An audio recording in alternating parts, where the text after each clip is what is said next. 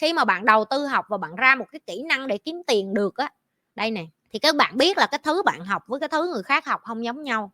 Chào các bạn đến với kênh YouTube của Nhi.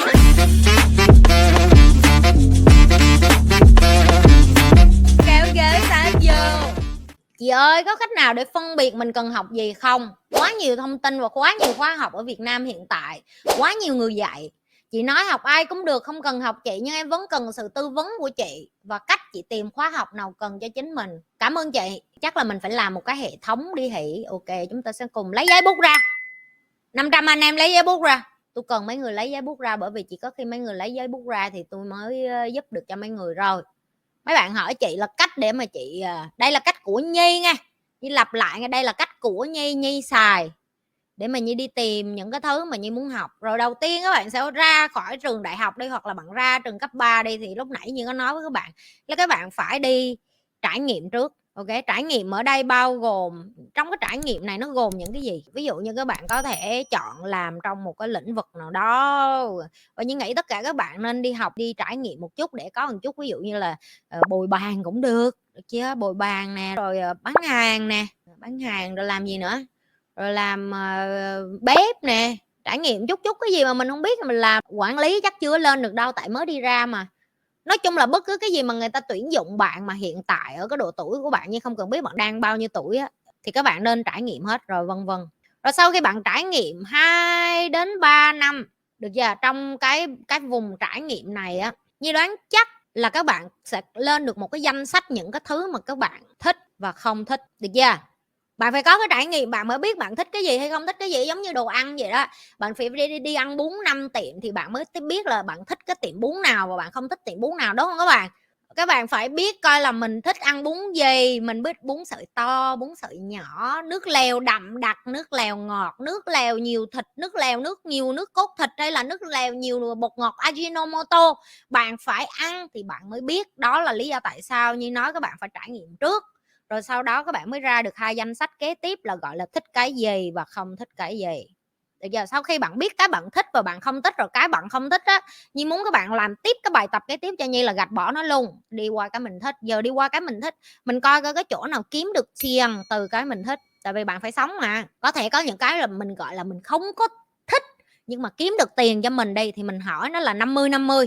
Mình làm nó mình có chết không? Ví dụ ngày mình làm nó 3-4 tiếng đi, ok không? Ok thì làm thôi. Rồi bạn qua khu vực bạn thích này xong rồi đúng không? Rồi bạn sẽ xuống cái tầng kế tiếp, đó là bạn đi tìm hiểu để mà bạn lên một cái tầng kế tiếp mà như gọi là bạn bắt đầu tư vô kỹ năng của bạn. Kỹ năng này học ở đâu? Rồi ngoài cái kỹ năng ra thì bạn sẽ đi tìm là cái cơ hội trải nghiệm tiếp. Tại vì sau khi bạn học xong rồi á, bạn phải có cái chỗ trải nghiệm chứ. Cơ hội trải nghiệm ở đâu? Rồi sau đó bạn đi tìm hiểu tiếp là cái tương lai của cái thứ mà bạn thích này, tương lai tức là 10 năm nữa nó có còn được xài không? Con người có xài được không? Nhưng mà như cái cách mà thầy Nhi và Nhi truyền cho các bạn rất là đơn giản. Bất cứ cái thứ gì trong nhà của bạn vẫn xài thì những năm kế tiếp bạn vẫn xài. Nghĩa là trong cái lĩnh vực đó họ vẫn tồn tại. Miếng kem đánh răng, nước mắm, nước tương ớt, mì gói, gạo, đường, muối, dầu ăn, đó là những cái thứ mà nó không mất đi, thì đó chính là cái lĩnh vực. Và bạn coi các bạn có hứng thú với những thứ đó không? Ngồi ghế làm sao, nệm sao, dầu gội đầu, dầu xả tóc, bấm móng tay, sơn móng tay, da. Phụ nữ rất thích về trẻ đẹp chẳng hạn. Thì khi mà các bạn tìm hiểu về tương lai 10 năm nữa, cái lĩnh vực đó hoặc cái khu vực đó người ta vẫn xài không, thì bây giờ chúng ta sẽ đến cái phần là đi đầu tư học. Rồi tại sao Nhi dùng từ đầu tư học mà Nhi không dùng từ là tốn? Tại vì tốn là khi mà bạn phải đi dọn dẹp một cái gì đó. Còn đầu tư tức là trong tương lai cái việc học này nó cho bạn ra một cái giá trị tài chính được trao đổi lại bằng cái kỹ năng của bạn. Khi mà các bạn làm được trả lời chính cho bản thân cái này, sau khi mình trải nghiệm xong, mình bắt đầu biết mình thích và mình không thích gì, mình ngồi xuống mình tìm hiểu kỹ năng coi là mình học ở đâu được, cơ hội để trải nghiệm những cái kỹ năng mình mới học được. Rồi sau đó tương lai 10 năm nữa cái lĩnh vực này nó có còn hay không? Nếu nó còn thì bây giờ mình đầu tư và mình đi học cái kỹ năng đó. Bạn hỏi Nhi là ủa chị Nhi vậy chị Nhi đi tìm mấy cái khóa học, bởi vì Nhi đã làm được tới cái khúc này rồi nên Nhi biết được là những cái kỹ năng trong 20 năm tới mà tất cả chúng ta cần và hiện tại trên thế giới cái con AI nó không làm được. Các bạn biết đó là gì không? Là làm con người. Các bạn nghĩ làm người dễ lắm hả? Làm người không dễ.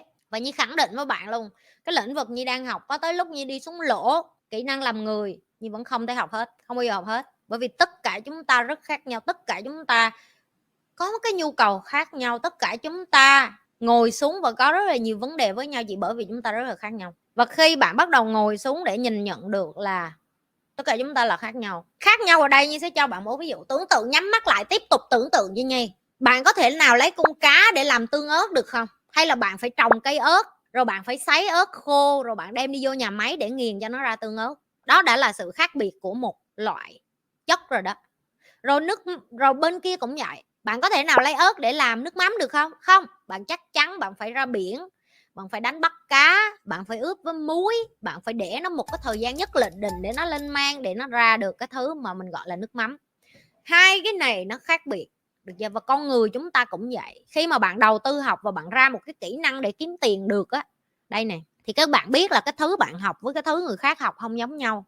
Bạn phải chọn để tìm cái thứ mình hứng thú để học. Ví dụ như dạo này Nhi hay coi mấy cái video mà Nhi muốn học về lịch sử thế giới á, các bạn, cho nên là Nhi hay coi mấy cái video mà của mấy cái anh mà hay thích làm video về lịch sử. Ảnh dạy rất là nhiều về Hy Lạp cổ đại, rồi ảnh dạy cho Nhi về Ai Cập cổ đại. Coi video ảnh Nhi thấy thích lắm, tại vì Nhi được hiểu về quá khứ thông qua. Và anh này ảnh làm video kiểu như là ảnh gom nhiều nguồn, hiểu không? Tức là nhiều nguồn chia sẻ về lịch sử để mà ảnh chia sẻ cái video của ảnh, quá chi là hay.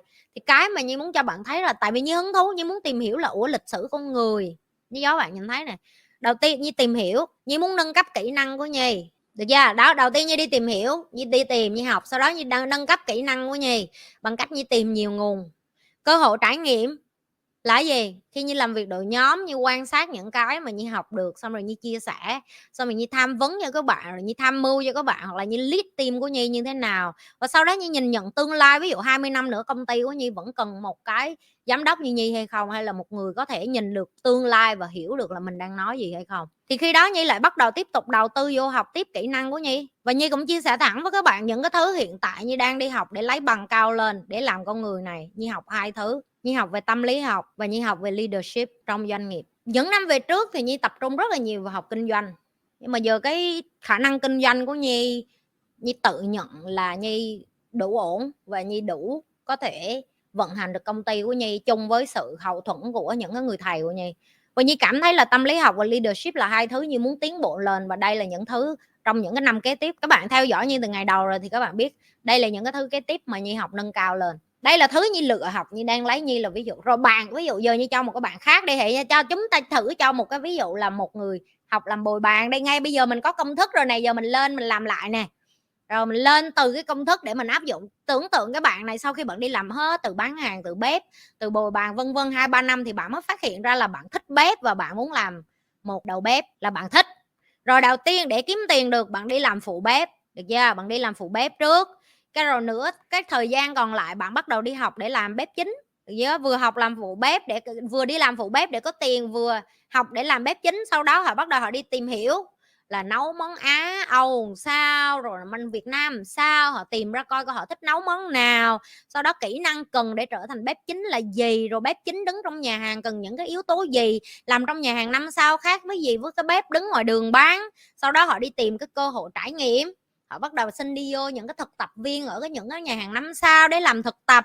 Rồi họ nhìn thấy tương lai là tất cả những cái khách hàng 5 sao vẫn cần đầu bếp, cho nên họ lại nâng cao lên, họ đầu tư, họ học tiếp kỹ năng để họ trở thành đầu bếp chuyên nghiệp, vậy thôi. Rồi nên câu hỏi của bạn là chị làm sao để em biết cái gì em muốn học đó. Đây là những cái bước các bạn có thể xài, đây là những bước Nhi xài. 2-3 năm cho trải nghiệm. Các bạn hỏi Nhi già sành bao nhiêu? 2-3 năm, tại vì 15 tuổi Nhi bắt đầu đi làm rồi các bạn. 18 tuổi Nhi có công ty đầu tiên. 3 năm đầu là Nhi làm đủ thứ nghề hết á. Đừng có quên là like, share và subscribe cái kênh của Nhi nếu các bạn coi hết video của Nhi và thích những cái điều Nhi đang làm, tiếp tục lan tỏa cho những người khác.